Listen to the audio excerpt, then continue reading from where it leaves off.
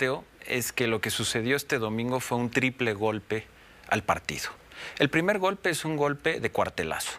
¿Por qué? Porque la asamblea fue ilegal.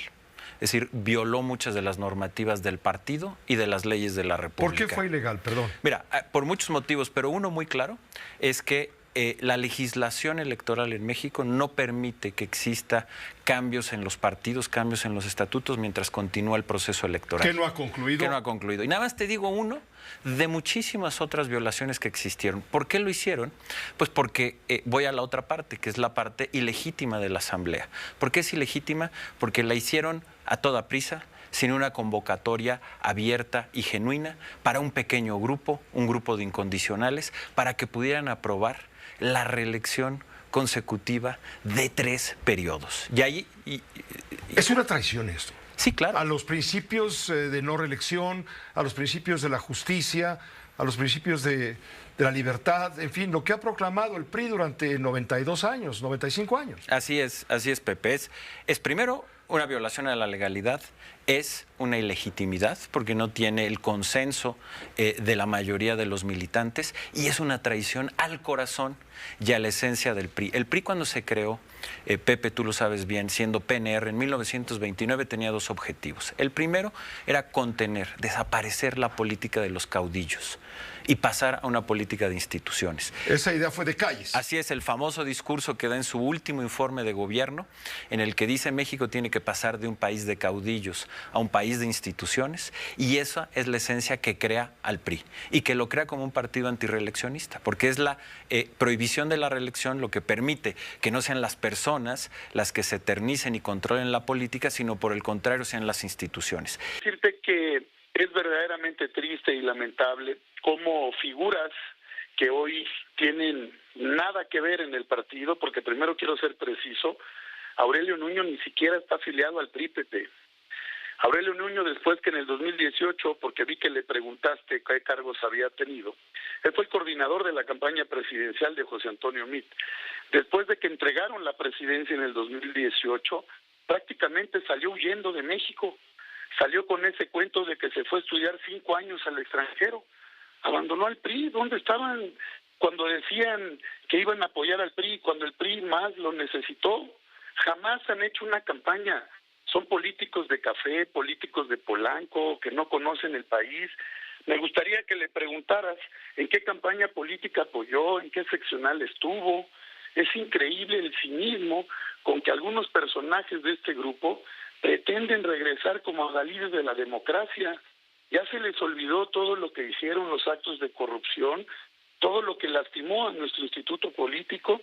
Así dejaron el partido, así dejaron esta parte esencial de nuestro instituto político de ser solidario y trabajar en las campañas. Los llamas a él y a Dulce María, a Francisco Labastida, a Joaquín Codwell, a quienes amenazas con expulsar del PRI, los llamas cínicos, lacayos, esquirones, lastres, difamadores, calumniadores, caray. Te voy a decir con toda claridad. A ver, yo te digo lo que es y ahorita te voy a contestar de cada uno de ellos. A ver, Pepe, no tener claro que el PRI no estaba en su fase clara, con visión de presente y futuro desde hace años, desde que perdimos la presidencia de la República en el 2000. ¿Ustedes creen que se les olvida a las mexicanas y a los mexicanos y a los priistas quién estaba en la presidencia del PRI en el año 2000? Era Dulce María Sauri, Pepe, cuando perdimos por primera vez la presidencia de la República, y se quedó hasta el año 2002, y posteriormente salieron los escándalos del Pemex Gate, de los 1.500 millones de pesos que denunció el gobierno de ese entonces, que se metieron a la campaña presidencial del tristemente célebre candidato Francisco Labastida. Lo que está haciendo Katy es su derecho, que la ley y la Constitución establece. Ella incluso había dicho que estaba influyendo en el tribunal, y el tribunal fue quien estuvo en contra del recuento. Si yo hubiese tenido una posibilidad de intervenir, lo mínimo hubiera sido que les hubiera dicho, dejen el recuento, que es un derecho. Yo sí creo en el recuento.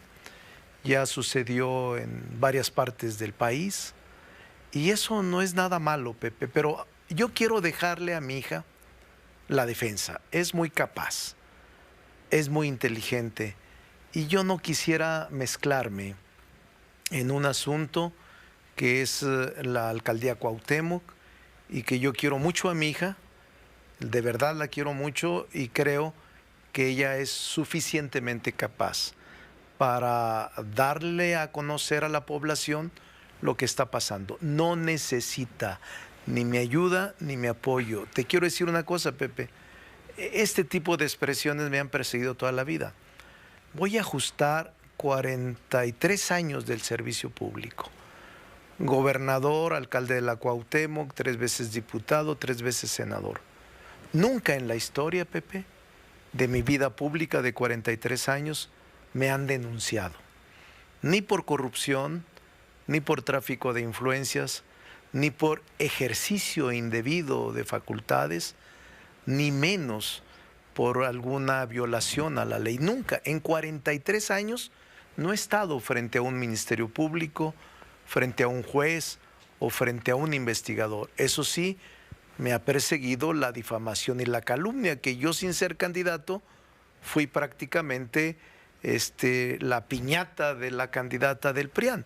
Pero yo aguanté, perseveré, actué con mucha tolerancia porque yo no era candidato.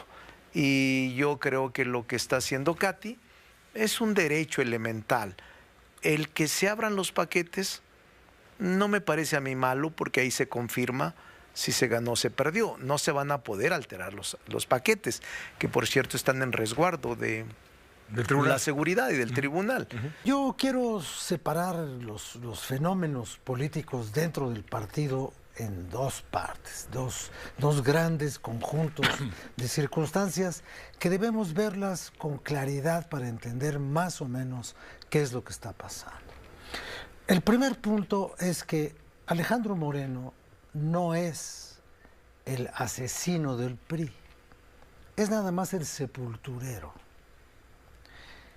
Y además, si le quedaba un hálito al fiambre, Alito le quitó el último hálito. Eso es algo que tenemos que tener muy claro. Este partido comenzó a ser destruido desde dentro a partir del asesinato de Luis Donaldo Colosio.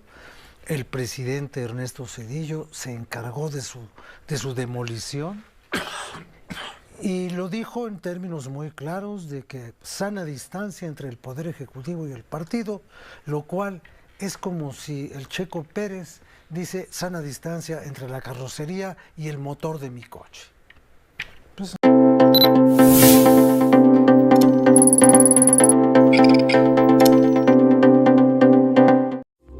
Esta fue una producción de Grupo Fórmula. Encuentra más contenido como este en radioformula.mx.